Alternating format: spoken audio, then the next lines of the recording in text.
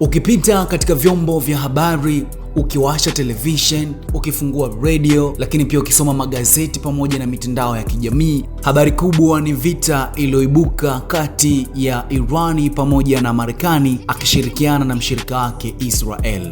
And of course, kumekuwa na chokochoko ya muda mrefu, vitisho vya hapa na pale, lakini hatimaye rasmi Marekani wamefanya uvamizi katika nchi ya Iran. Na yameshuhudiwa matukio kadhaa ya nchi ya Irani kujibu mashambulizi, lakini mbaya zaidi ni kwamba miongoni mwa viongozi wakubwa kutokea nchi ya Iran wameweza kupoteza maisha kutokana na mashambulio yaliyofanywa na Marekani pamoja na Israel. Lakini umewahi kujiuliza kwamba vita iliyoanza Mashariki ya Kati inaweza vipi kuathiri maisha yako hapa Tanzania? Leo dunia imeshuhudia mvutano mkubwa kati ya Irani na Marekani. Lakini swala msingi hapa ni kwamba, je, vita hii inaweza kuwa mwanzo wa vita ya tatu ya dunia?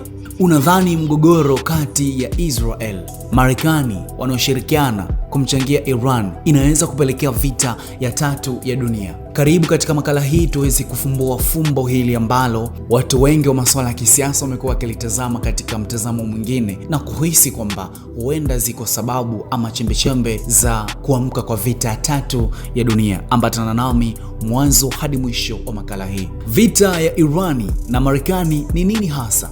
Hii sio vita tu ya ghafla. Hii ni chuki ya muda mrefu iliyochochewa na vikwazo vya kiuchumi, mashambulizi ya siri, lakini pia vitisho vya kijeshi ambayo yamekuwa yakifanyika kwa miaka mingi baina ya hizi nchi mbili, kati ya Marekani pamoja na Irani, ambapo katika hili Marekani anashirikiana na Israel. Marekani imekuwa ikimtuhumu Irani kwa kutengeneza silaha za nyuklia, na Irani amekuwa akijitetea na kusema kwamba analinda heshima na usalama wake.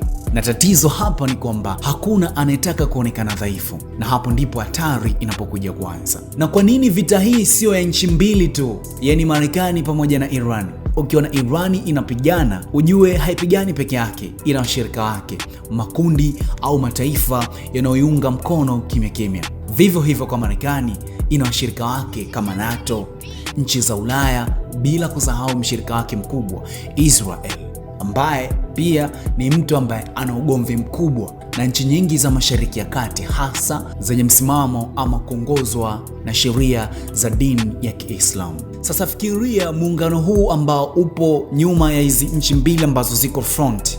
Manake ukigusa nchi moja unagusa mtandao mzima wa mataifa, na hapa ndipo vita ndogo ndogo inageuka kuwa vita kubwa, na mwisho wa siku dunia nzima inaingia katika matatizo. Lakini vita hii itakapopamba moto, kuna athari kubwa sana ambayo itatokea katika dunia, na moja ya athari ambayo tutaipata ni mtikisiko katika biashara ya mafuta, bila kusahau silaha.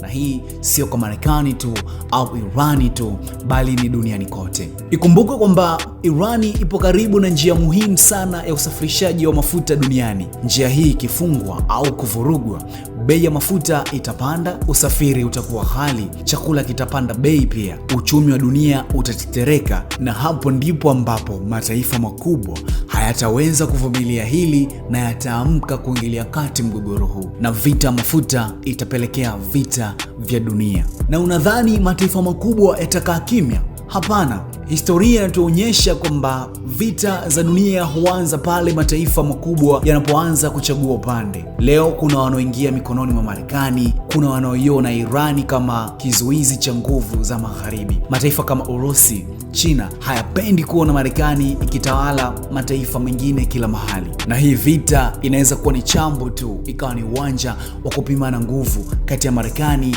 pamoja na mahasimu wake wa muda wote. Hapa nazungumzia Urusi, China pamoja na Korea ya Kaskazini. Lakini je, dunia ipo tayari kwa vita ya tatu? Dunia leo ina silaha za nyuklia, ina drones ambazo zinatumika katika vita, ina vita vya mitandaoni, lakini pia propaganda kali. Tofauti na vita vya zamani, vita ya leo inaweza kuanza bila tangazo rasmi, na ikianza madhara yake ni kwamba hayachagui nchi, hayachagui bara, hayachagui maskini wala tajiri. Na unaweza ukawa unajiuliza, Tanzania tunaathirika vipi na vita hii? Huenda ukahisi ni mbali na sisi, lakini ukweli ni huu: bei ya mafuta ikipanda, nauli zitapanda pia. Kutoka kituo kimoja kwenda kituo kingine utatumia gharama kubwa sana. Hapo tayari imeathiri uchumi wako wewe kama Mtanzania. Bidhaa zikikosa, maana yake maisha yanakuwa magumu. Bidhaa ambayo ulizoea kuinunua shilingi 1000 kwa mangi utapata kwa shilingi 3000. Imagine uchumi wa dunia ukiporomoka, hata Afrika inaumia pia. Hakuna nchi iliyo salama kwenye vita ya dunia. Sasa hatuwezi kusema kwamba vita ya dunia imeanza, lakini dalili zake zinaonekana. Swali ni kwamba viongozi wa dunia watachagua busara ama kiburi? Ukumbuke Marekani ipo chini ya Trump ambaye hana chembe hata kidogo ya busara, na angekuwa na busara basi tusingefika hapa tulipo, kwa sababu watangulizi wake wameonekana mara nyingi sana kuinusuru vita 3 ya dunia kutokana na busara ambazo walizitumia. Lakini kwa Donald Trump imeonekana kuwa tofauti kabisa. Lakini pia kwa nchi kama Irani ambayo inaongozwa kwa misimamo ya kidini ya Kiislamu, wao wanaamini kwamba pale ambapo inapofikia hatua ya kutetea maslahi ya nchi yao, lakini pia kutunza heshima ya nchi yao, ni bora vita kuliko kujisalimisha kwa Marekani ambao wao wanamtem kama taifa la kishetani ambalo ni chanzo cha matatizo yote duniani. Nadhani kupitia hiki nilichokisema unaweza ukaushapata picha kwamba dunia inaelekea wapi. Bado na nafasi ya kutoa maoni, tuone kwa upande wako, nadhani vita hii itazimwa au itaongezeka?